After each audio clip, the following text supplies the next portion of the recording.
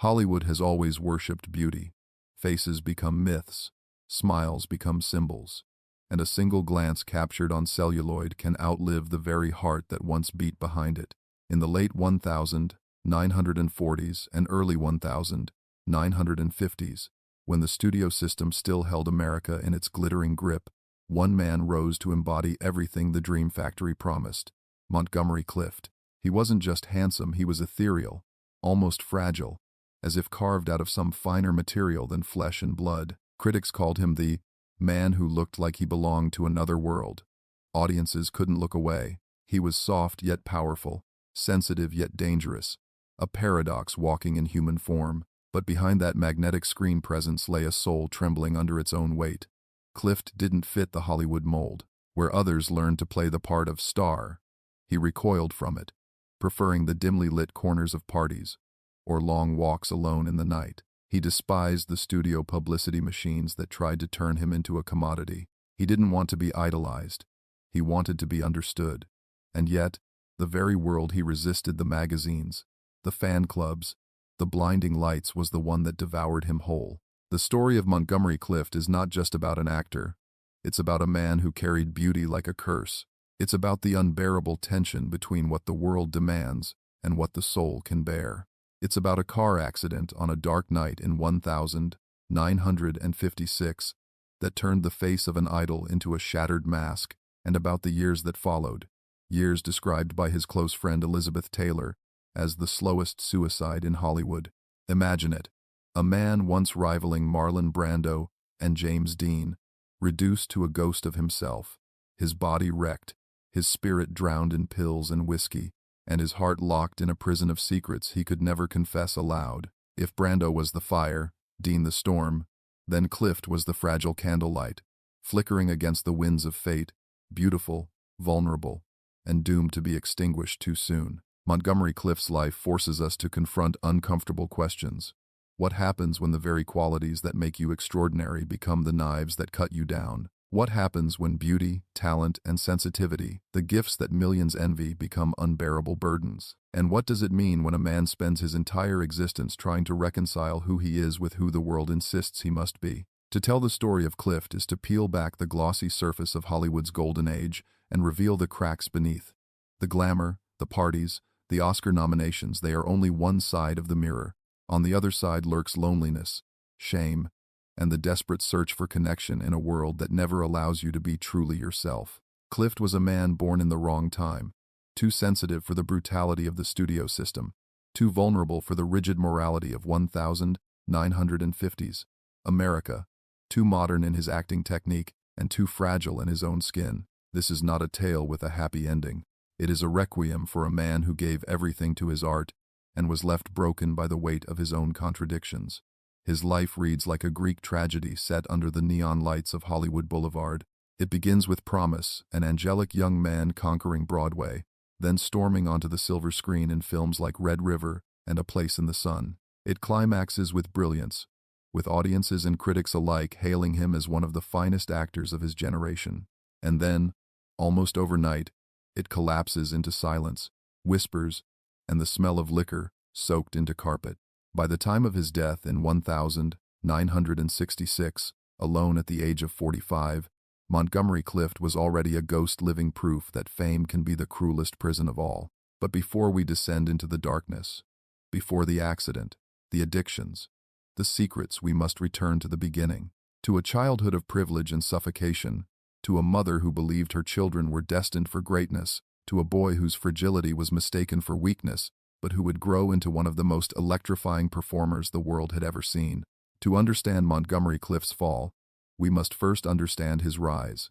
And so, we open the curtain on this cinematic tragedy. The stage is set. America in the 1920s, a nation caught between tradition and modernity, raising children who would one day define its dreams. Among them, a boy named Edward Montgomery Clift, fragile, gifted, and already carrying the seeds of both his triumph and his destruction. Edward Montgomery Clift was born on October 17, 1920, in Omaha, Nebraska, into a family that seemed blessed with every advantage. His father, William Brooks Clift, was a successful banker. His mother, Ethel Sunny Anderson Fogg cultivated refinement and a sense of destiny for her children. Sunny had been raised under mysterious circumstances. Rumors swirled that she was the illegitimate daughter of Southern aristocracy, and she carried that secret like a crown. From the very beginning, she instilled in her children the belief that they were different, chosen, destined for greatness. The Clift household was one of discipline and high expectation. Sunny treated her twins, Montgomery and his sister Ethel, along with their older brother Brooks, as protégés in a grand experiment. She educated them privately, keeping them away from the chaotic influence of public schools. Languages, literature, music, manners, everything was taught with the precision of an old-world governess. They were rarely allowed to mix with neighborhood children. Instead, they were trained to perform, to recite, to shine. Sunny's ambition was relentless. Her children were to rise above the ordinary world and take their place among the elite. Yet behind this veneer of privilege, young Montgomery felt something missing. He grew up sheltered, yes, but also isolated, forced to navigate a world built more on his mother's illusions than on reality. His father's career kept the family moving from one city to another, Texas, Illinois, Ohio, until they finally settled in New York. Everywhere they went, Monty remained the quiet, observant child, watching more than speaking, sensitive to the moods of the adults around him. That sensitivity, which later gave his acting its uncanny depth, was already visible. He felt things too deeply, carried burdens too silently, and sought refuge in imagination rather than confrontation. By his teenage years, it was clear that Montgomery was different from the other boys. He wasn't the athlete, wasn't the loud presence in the room. He was slim, delicate, with eyes that seemed to belong to someone much older. While his peers chased after girls in games, Monty was drawn to the stage. Acting came naturally to him, not because he enjoyed pretending, but because he used it to reveal what he couldn't say in real life. Theater became his outlet, his way of channeling all that bottled-up sensitivity. At just 13 years old, Montgomery Clift made his Broadway debut in Fly Away Home. The critics noticed him immediately. He was not like the usual child actors who relied on charm or exaggerated gestures. Monty's performance was startlingly real. He listened, he responded, he breathed in character. Audiences sensed a truth in him, a vulnerability that made his presence unforgettable. For a boy raised in an environment of constant expectation, the stage offered something his home never did: authenticity. Here, he could be fragile, conflicted, emotional, and it was celebrated rather than suppressed. Sunny, of course, was thrilled. Her son was fulfilling the prophecy she had whispered since his birth: greatness. But for Montgomery, acting was not about living up to his mother's dreams. It was about survival. Each role allowed him to express the emotions he buried in daily life, the desires and fears he could not otherwise voice. Theater gave him permission to feel. The 1930s were a turbulent time in America: the Great Depression, social upheaval, the looming shadow of war. While millions of young men were struggling just to get by, Monty was working steadily on Broadway, carving out a reputation as one of the most promising young actors of his generation. By his late teens, he had already performed alongside some of the greats, his name whispered in the same breath as the most respected stage talents of the era. He wasn't merely a child star. He was the real thing. But success came with its own isolation. Broadway fame did not translate into a normal adolescence. While others his age went to school dances, Monty was rehearsing. While his peers flirted openly, he wrestled with feelings he could barely admit to himself, attractions and longings that, in the conservative climate of 1930s America, were considered shameful, even dangerous. He learned to keep secrets early. He mastered the art of silence, of giving just enough of himself to others without ever revealing the whole truth. His family noticed his intensity, his solitude. Brooks, his older brother, was gregarious, athletic, the traditional man's man.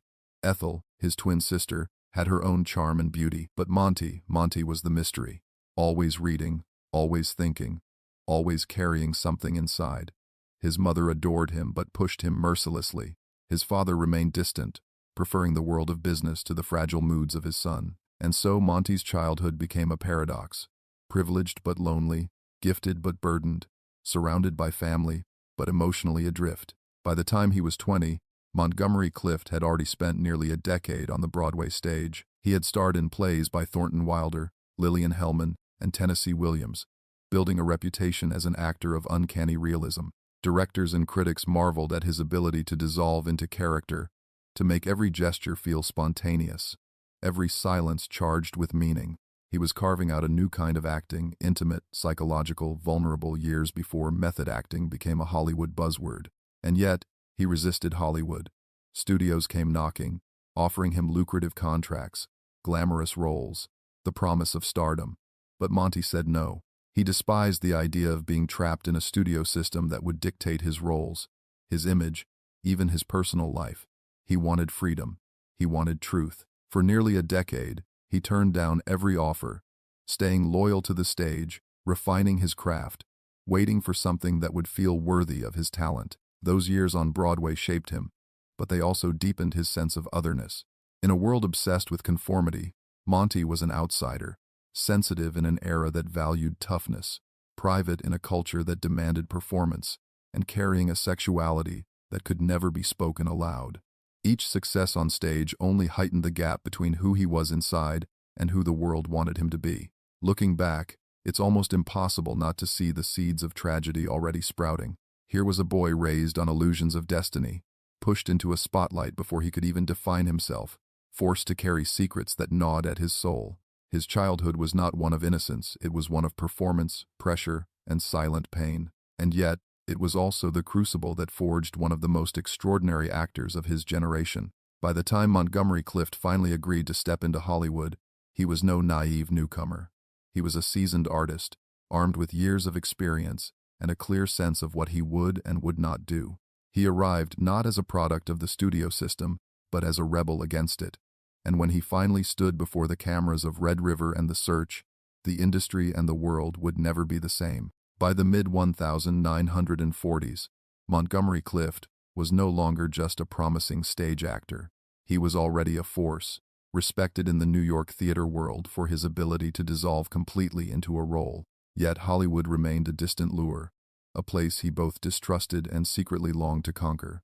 For nearly 10 years, he turned down studio offers that would have locked him into long-term contracts. He refused to become another pretty face in the Hollywood machine. He was determined to arrive on his own terms. That moment came in 1948. Clift made his screen debut in Howard Hawks's Western Red River, acting opposite the titan of American masculinity, John Wayne. On paper, it seemed like an odd match. Wayne was the embodiment of rugged strength, while Clift was lithe, refined, and sensitive. Yet it was precisely this contrast that electrified audiences. From the moment Clift appeared on screen as Matt Garth, the young adopted son who challenges Wayne's domineering character, viewers felt something new. Clift didn't perform in the old Hollywood sense. He didn't declaim or strike heroic poses. He listened, he breathed, he reacted with subtle shifts of his face, his voice, his eyes. There was an intimacy in his acting, a sense of raw vulnerability that was shocking in a genre dominated by stoic cowboys and straightforward heroes. Critics immediately took notice. A new kind of leading man had arrived, one who was sensitive and complex, embodying an inner life that felt startlingly real. But it was his second film, The Search, 1948, that truly announced him as a revelation. Playing a young American soldier in post-war Europe who befriends a lost boy, Clift delivered a performance of aching tenderness. He rewrote much of his own dialogue, stripping away the artificiality of the script and infusing it with natural speech. The result was groundbreaking. Audiences had never seen an American actor behave so truthfully on screen. Every pause, every glance carried weight. It was as if Clift wasn't acting at all, he was simply living in front of the camera. The Search earned him his first Academy Award nomination. Almost overnight, Montgomery Clift became the face of a new generation of actors, standing shoulder to shoulder with Marlon Brando, and later, James Dean. Together, they embodied a shift in American cinema, a rebellion against the glossy artificiality of the studio era, towards something more intimate, more truthful, more dangerous. And yet, Clift was different even from them. Brando was volcanic, an explosion of raw power. Dean was youthful angst incarnate. Clift, by contrast, was delicate, interior, and restrained. He embodied vulnerability in a way no one else could, He was the man whose beauty carried a shadow, whose sensitivity hinted at hidden wounds. For audiences, this combination was intoxicating. Women adored him. Men respected him. Critics hailed him as a genius. The early 1950s cemented his stardom. In A Place in the Sun, 1951, opposite Elizabeth Taylor, he delivered perhaps his most iconic performance. As George Eastman, a poor young man torn between ambition, desire, and guilt, Clift radiated both erotic magnetism and devastating fragility. His chemistry with Taylor was explosive. Their on-screen kisses caused a scandal for their intensity. Taylor later admitted she had been in love with him, even as she realized he could never love her back in the same way. The film earned Clift another Oscar nomination and solidified his reputation as the finest actor of his generation. Off-screen, though, Clift remained an enigma. He avoided the Hollywood social whirl, preferring the company of a small circle of friends. Elizabeth Taylor became one of his closest confidantes, their bond deep and almost spiritual. But while others partied under the spotlight, Monty spent nights alone, reading, drinking quietly, or wrestling with the parts of himself he could never reveal. His beauty became both his gift and his burden. He was the face on every magazine cover, the heartthrob every studio wanted. Yet he rejected roles that felt false, often walking away from lucrative offers. He clashed with directors who tried to control him, insisting on rewriting dialogue, reshaping characters, and grounding every performance in truth. He was not easy to work with, but he was impossible to ignore. Then came From Here to Eternity, 1953. Playing Private Pruitt, the soldier who refuses to box despite brutal pressure from his superiors, Clift gave another performance of haunting realism. His fight scenes were raw, his trumpet playing painstakingly authentic. The film swept the Academy Awards, with Frank Sinatra and Donna Reed winning Oscars. Clift himself was again nominated, though he lost. Yet for audiences, his performance was unforgettable. Pruitt's defiance and tragic fate seemed to echo Clift's own restless soul. By now, Clift was at the height of his career. He had 3 Academy Award nominations by the age of 33. He was adored by audiences, respected by peers, and courted by every major studio. His future seemed limitless, but beneath the surface, cracks were forming. Fame had brought him everything the world could offer: money, recognition, adoration. Yet, he felt empty. He struggled with alcohol, with pills, with the loneliness of a life lived behind masks. His sexuality was an open secret in Hollywood circles, but in the 1950s it could never be acknowledged publicly.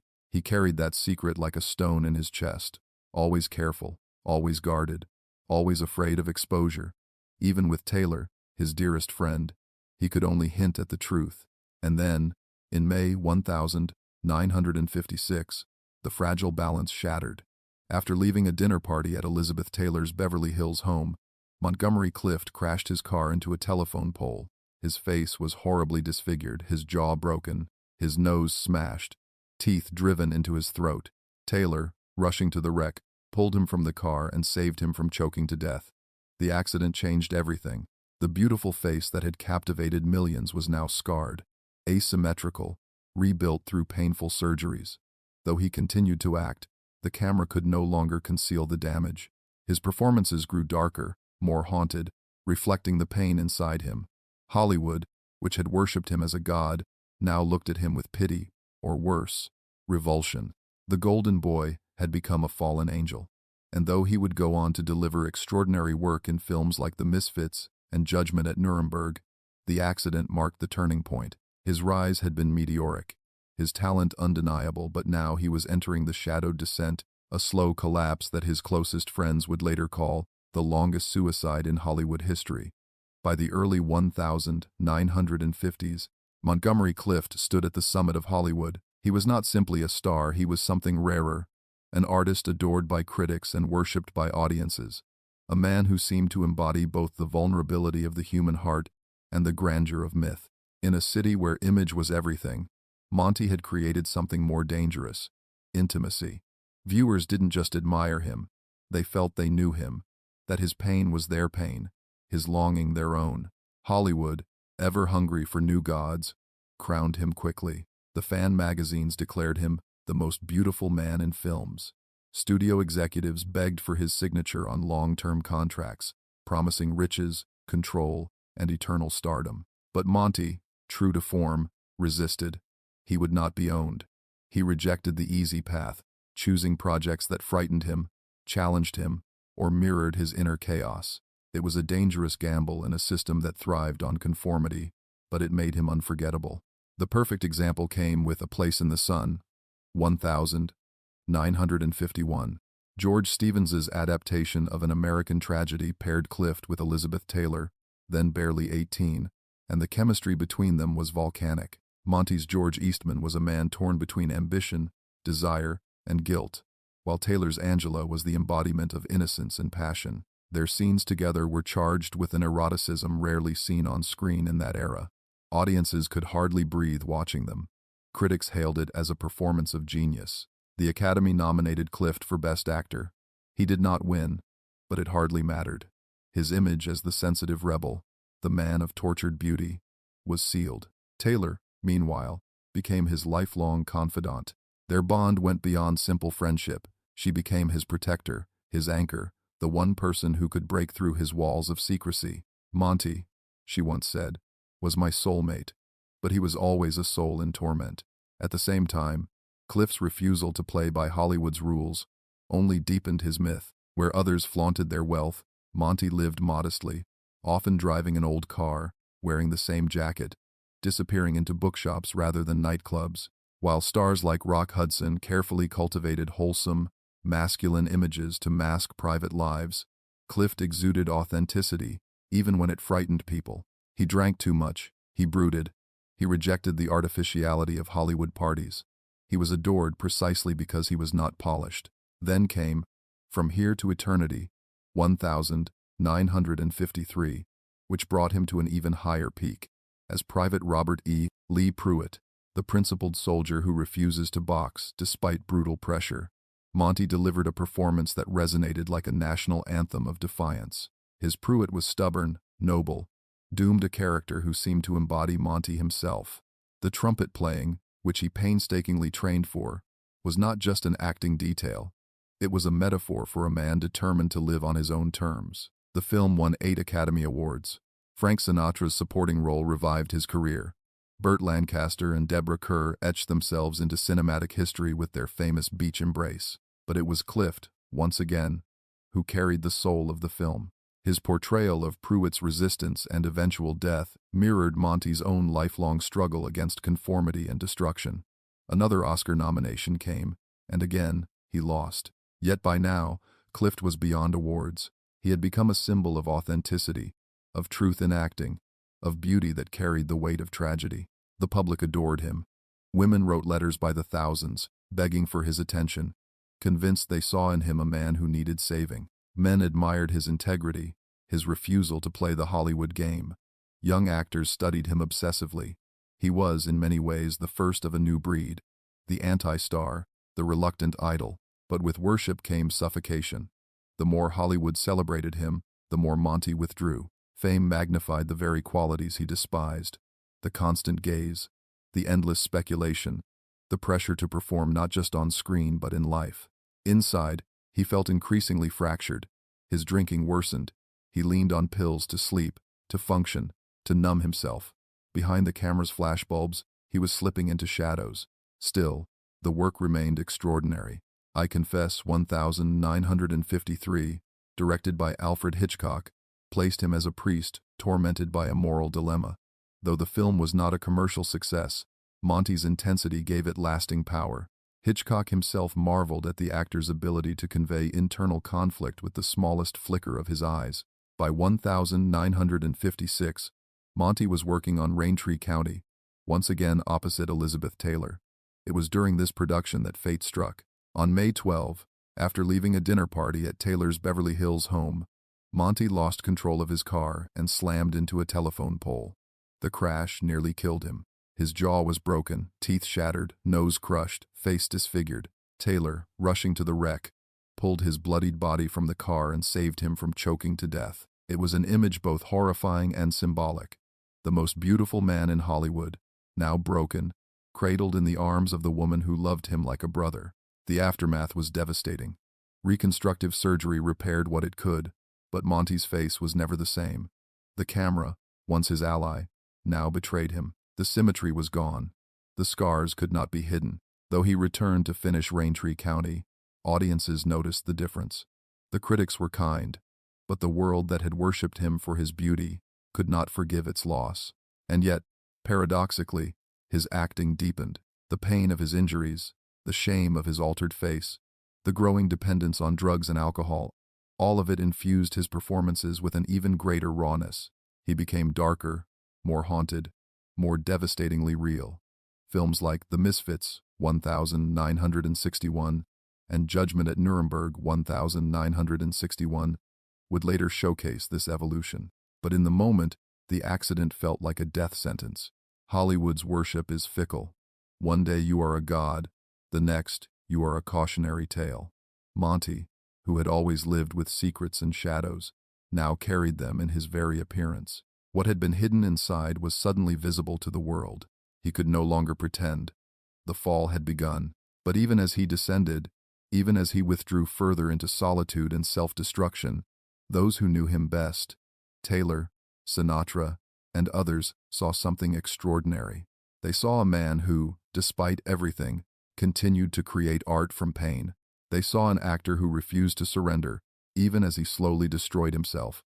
They saw, in short, a tragic hero. Montgomery Clift had reached the peak, had tasted worship, had stood at the very center of Hollywood's dream, and now, scarred and broken, he stood at the edge of the abyss, staring into a darkness that would consume the rest of his life.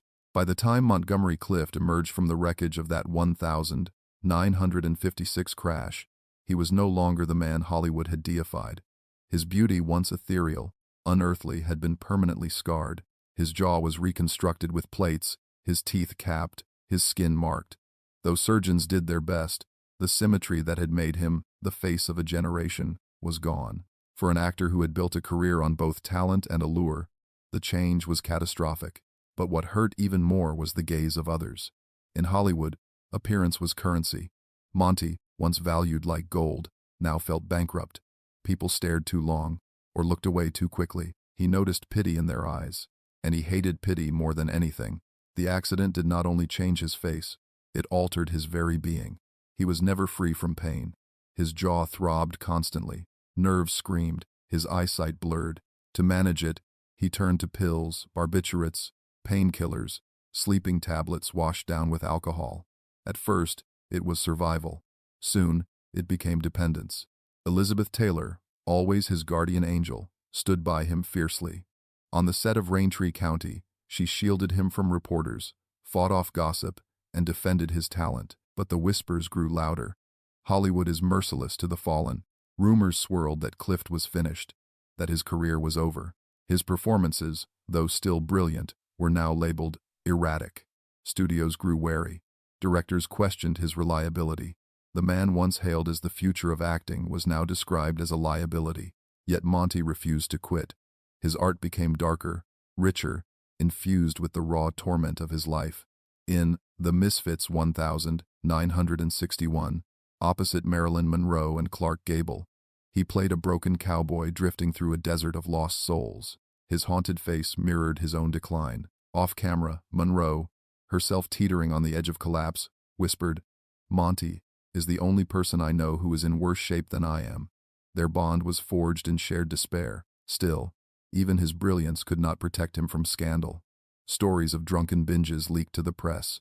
Reports of him stumbling through hotel lobbies, incoherent and fragile, tarnished his reputation. His secrecy about his sexuality, an open truth among friends but a deadly risk in public, fed endless gossip. He was seen with men late at night, caught in situations that, in the repressive morality of 1950s and 60s America, could have destroyed him entirely had they reached print.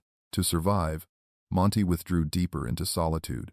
His New York townhouse became both sanctuary and prison. Friends who visited found him in darkened rooms, curtains drawn, liquor bottles littering the floor. Sometimes he would play records, reading poetry aloud, his voice trembling with emotion. Other times, he would lie silently, lost in thought, unreachable, his once vibrant spirit dimmed into a ghost of the man he had been. And yet, Even in this state, when he stepped before the camera, something miraculous remained. In Judgment at Nuremberg, 1961, he played a mentally disabled man testifying about his sterilization under the Nazis.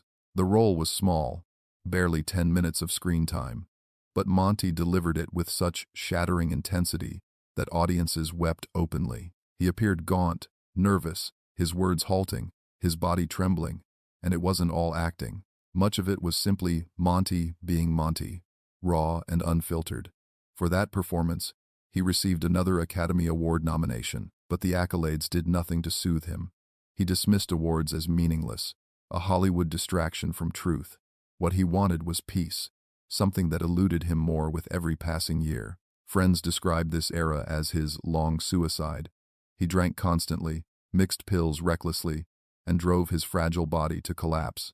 His weight plummeted, his skin grew sallow, his once bright eyes dulled. Doctors warned him he was destroying himself. He ignored them. "The pain," he once confided, "never leaves. I only try to make it quieter. The self does not as the plays." Too cold, as Persetta noted. He still worked when he could. Films like Freud, The Secret Passion, 1962, directed by John Huston, showcased both his genius and his torment. The role of Freud, haunted by dreams, obsessed with truth, was painfully close to Monty himself. The production was brutal. Huston berated him, the crew whispered about his erratic behavior, and Monty collapsed from exhaustion more than once. Watching dailies, though, it was clear. The brilliance had not vanished. It was simply buried beneath layers of pain. But Hollywood had moved on. Younger stars had risen: Paul Newman, Warren Beatty, handsome, charismatic men who carried the torch of a new era. Monty, once the innovator, now seemed like a relic of tragedy. Studios hesitated to hire him. Insurance companies refused to cover him. He was too risky, too unstable. His friends tried desperately to save him. Taylor, Sinatra, and others staged interventions, offered money, begged him to seek help. But Monty, stubborn as ever, resisted.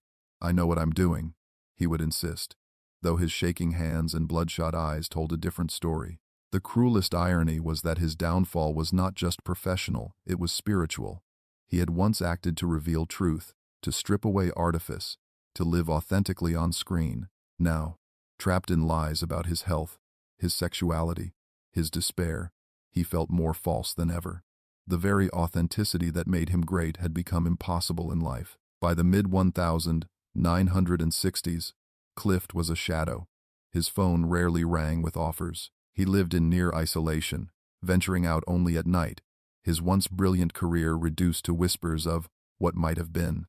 When he died in 1966, alone in his bedroom at the age of 45, the coroner listed the cause as a heart attack, but those who knew him knew better. His death was simply the final act of a slow, relentless self-destruction. The scandal was not in how he lived, but in how Hollywood allowed him to disappear. Once worshipped, now abandoned, he had become an uncomfortable reminder that beauty fades, that pain corrodes, that fame devours. The industry moved on, but those who had watched him, those who had felt his truth in Red River, A Place in the Sun, From Here to Eternity, never forgot. Montgomery Clift's downfall was not sudden. It was a descent stretched over a decade, a man torn apart not by one tragedy but by the relentless accumulation of many, an accident, an unforgiving industry, hidden desires, and the unbearable weight of being both idol and outcast. His life became a cautionary tale of Hollywood's cruelty and the fragility of the human soul. And yet, even in his ruin, there was greatness. For in every role, every moment of truth captured on celluloid, Monty gave the world pieces of himself that could never be destroyed. His downfall was real, but so was his immortality. By the mid-1960s, Montgomery Clift was a ghost wandering through the ruins of his former life. Once hailed as the brightest star of his generation, he now lived in near solitude, his phone silent, his scripts fewer, his circle of friends shrinking. Hollywood, with its famously short memory, had moved on. New faces had replaced him: Paul Newman with his blue-eyed charisma, Warren Beatty with his seductive confidence. The industry had no space left for the fragile, wounded angel who had once redefined what it meant to act. Clift's townhouse on East 61st Street in Manhattan became his fortress and his prison. Inside, curtains often drawn, he surrounded himself with books, records, and silence. Visitors recalled a house filled with shadows, furniture left unpolished, bottles scattered, ashtrays overflowing. And yet, amid the decay, there was still an aura of brilliance. He would quote poetry late into the night, play classical music until dawn, and talk passionately about art, politics, philosophy. He was fading, yes, but the ember of genius still glowed. Those who visited often saw two Monties. One was the broken man, gaunt, hollow-eyed, scarred by addiction and pain. The other was still the actor, still capable of sudden bursts of charm, wit, and luminous intelligence. Elizabeth Taylor remained his unwavering guardian, visiting, phoning, checking in, reminding him that he was loved, but even she could not pull him back from the abyss. His career, though nearly destroyed, had moments of defiance. In 1961, judgment at Nuremberg proved that Monty, even in his fractured state, could deliver performances that shook audiences to their core. His 10-minute testimony in the courtroom drama, playing a mentally disabled man sterilized by the Nazis, was harrowing. He stumbled, stuttered, and trembled, partly acting, partly reality. It was the rawness of his own life bleeding into art. Critics were stunned. He earned another Academy Award nomination. For a moment, it seemed the old brilliance was still alive, but the effort cost him dearly. Each role drained him further. On Freud, The Secret Passion 1962, directed by John Huston, the set became a battlefield. Clift struggled with exhaustion, memory lapses, paranoia. Huston berated him publicly, and the production nearly broke him. The film was released, and though Monty's performance was praised, the toll on his body and spirit was devastating. By 1965, his health had deteriorated severely. He was plagued by chronic pain from his accident, constant digestive issues, and the ravages of alcohol and pills. Friends described him as a man who carried death with him, even while alive.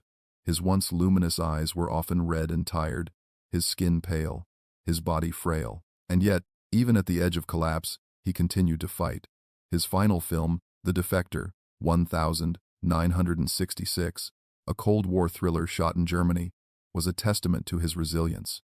It was not a great film, but Monty's performance had moments of quiet power. Crew members noted how fragile he was, struggling to remember lines, shaking from withdrawal. But when the cameras rolled, he transformed. The magic, though fleeting, was still there. Back in New York, Monty lived in increasing isolation.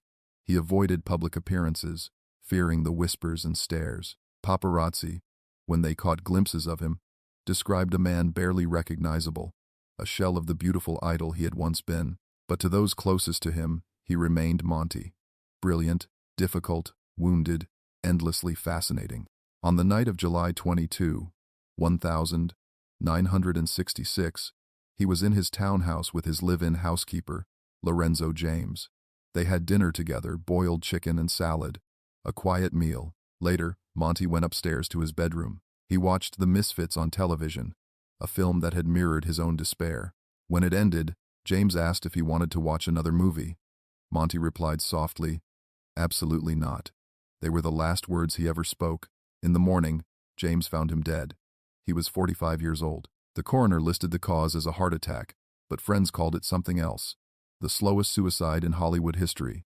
His body had simply surrendered after years of abuse, loneliness, and pain. News of his death shocked Hollywood. Tributes poured in, but there was also an uncomfortable silence, as if the industry knew it had failed him. Elizabeth Taylor, devastated, said, "I loved Monty more than I could ever explain, but I couldn't save him." Others spoke of his genius, his courage, his vulnerability. Yet beneath the words lay a sense of guilt that a man so gifted, so beautiful, had been allowed to vanish into darkness. In the days following his death, obituaries framed him as a tragic figure, comparing him to James Dean, who had died a decade earlier. But while Dean's death was sudden, fiery, and glamorous, Monty's was slow, painful, and quiet. Dean had become a symbol of youthful rebellion. Clift became a symbol of fragility, of the unbearable burden of beauty and sensitivity in a brutal world. His funeral in New York was small, private, attended by a handful of family and close friends. There were no studio executives making speeches, no Hollywood parade of flowers. In death, as in life, Monty rejected the artificiality of fame. He was buried in Quaker Cemetery in Brooklyn, far from the spotlights that had once adored him. Yet his absence was felt keenly. Directors, actors, critics, all who had witnessed his work knew that something irreplaceable had been lost. Clift had not just acted, he had changed acting. He brought a truth to the screen that broke the mold of Hollywood performance. He made vulnerability masculine, made silence as powerful as dialogue, made fragility beautiful. The final years of his life were filled with pain, scandal, and despair. And yet, those years also added depth to his legacy. They revealed the cost of genius, the cruelty of an industry built on surfaces, and the tragic reality of a man who felt too deeply for the world he inhabited. In the end, Montgomery Clift's story was not about failure, but about truth. Even in his decline, he remained authentic. He never pretended to be what he wasn't. He never conformed. He lived and died on his own terms. Even if those terms destroyed him, that defiance, that honesty, is what continues to resonate long after his death. For those who watched him on screen, whether in Red River, A Place in the Sun, From Here to Eternity, or Judgment at Nuremberg, Monty is not gone. His eyes still search, his voice still trembles, his presence still lingers. The man may have died in 1966, but the truth he gave the world remains immortal. Montgomery Clift's death in 1966 was quiet, almost anticlimactic, compared to the explosive tragedies that often befall Hollywood icons. No fiery car crash like James Dean, no overdose scandal like Marilyn Monroe, no dramatic public collapse. Instead, Monty slipped away in the night, alone, his body giving up after years of torment. And yet, his legacy has proven more haunting, more enduring, precisely because of that slow, quiet fade. To understand Clift's legacy is to understand the shift he embodied in American cinema. Before Monty, acting in Hollywood had been dominated by a kind of heroic artificiality. Leading men were expected to be larger than life, square-jawed, booming, certain. They were not supposed to reveal weakness, doubt, or fragility. Monty shattered that model. With his very first performances, he introduced a new kind of man to the screen. Sensitive, vulnerable, torn by inner conflict.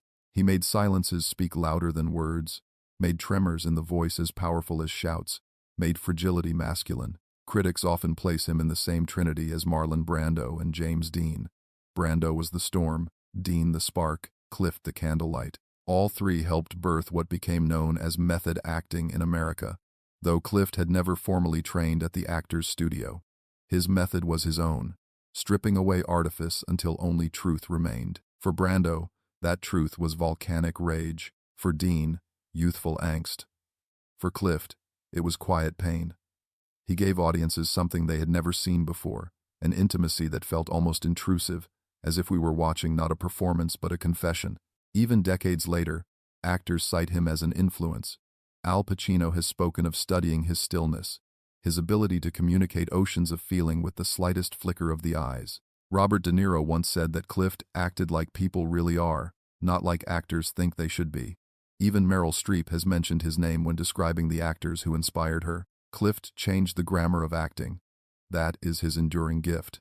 But his legacy is not only artistic, it is also deeply human. Monty lived at a time when his true self could not be publicly acknowledged. His sexuality, known among friends, whispered about in the press, was something he was forced to carry as a secret. The 1950s were merciless toward men like him. To be openly gay or bisexual was to risk everything: career, reputation, freedom. So Monty lived behind layers of silence. He built friendships that were profound and loyal. Elizabeth Taylor above all, but he never allowed himself to fully be seen. Today, many view him as a queer icon, a man who embodied on screen the yearning and vulnerability that mirrored his own hidden life. His performances often carried a coded resonance: the outsider, the misunderstood, the one who cannot fit into the roles society demands. In a way, he was playing himself all along. For LGBTQ audiences, his story resonates as both inspiration and tragedy. The brilliance of a man forced to mask his truth, the devastation of a world that would not allow him peace. The unanswered questions linger. Could Monty have survived in a different era, one more accepting of his sexuality, one more forgiving of imperfection? Could better medical care, less stigma around addiction, have saved him from decline? Or was he always destined for tragedy, his sensitivity too raw for a world as merciless as Hollywood? These questions have no answers, only haunting speculation. What is certain is the loyalty of those who loved him. Elizabeth Taylor never stopped speaking of Monty with tenderness. She described him as her soulmate, a man she felt bound to across lifetimes. Frank Sinatra, who had clashed with him on From Here to Eternity, later defended him fiercely against gossip. His twin sister Ethel protected his memory with dignity. Even those who had only brief encounters with him recalled his intelligence, his humor, his surprising warmth when he let down his guard. And then, of course, there is the work. To watch A Place in the Sun is to see desire and guilt etched into every glance. To watch From Here to Eternity is to witness defiance turned into tragedy. To watch Judgment at Nuremberg is to feel history's weight distilled into trembling words.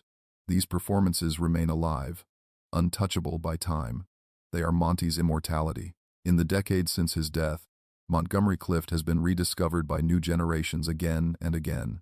Documentaries like Making Montgomery Clift, 2018, created by his nephew, challenge the simplistic narrative of him as merely a tragic figure, insisting that he also lived with joy, with humor, with moments of deep connection. Scholars have re-examined his work, placing him at the center of Hollywood's transformation from artifice to authenticity. Film students continue to study his performances as lessons in truth, but perhaps his greatest legacy is emotional. Monty reminds us that beauty and fame do not protect against loneliness, that sensitivity is both gift and curse, that greatness often carries unbearable weight. His story is a mirror held up to our own fragility. We see in him the parts of ourselves that tremble, that long, that ache for acceptance. In the end, Montgomery Clift was not destroyed by a single accident, or by Hollywood, or by his own demons alone. He was destroyed by the collision of all of it. A brutal industry, a repressive era, an unrelenting inner storm. And yet, out of that destruction, came art so pure it still moves us decades later. That paradox genius born of suffering is what makes him unforgettable. So when we remember Monty, we do not only remember the downfall, the addiction, the scars. We remember the angelic young man who defied John Wayne in Red River. We remember the tender soldier in The Search. We remember the passionate doomed lover in A Place in the Sun. We remember the stubborn noble Pruitt in From Here to Eternity. We remember the trembling witness in Judgment at Nuremberg. We remember the eyes that seemed to hold the entire spectrum of human sorrow and beauty. Montgomery Clift once said, "The sadness of our existence should not leave us blunted. On the contrary, it should make us more sensitive." Those words could serve as his epitaph. His life was sadness and brilliance entwined. A candle flickering against the winds of fate, extinguished too soon, but leaving behind a light that continues to glow. Monty's legacy is this: the proof that art born of honesty, no matter how painful, outlives everything else. The man may have died at 45, alone in his room, but the truth he gave us remains. Every time we watch him, we see not only an actor but a man who dared to feel too deeply in a world that punished him for it. And that, in the end, is why Montgomery Clift will never be forgotten.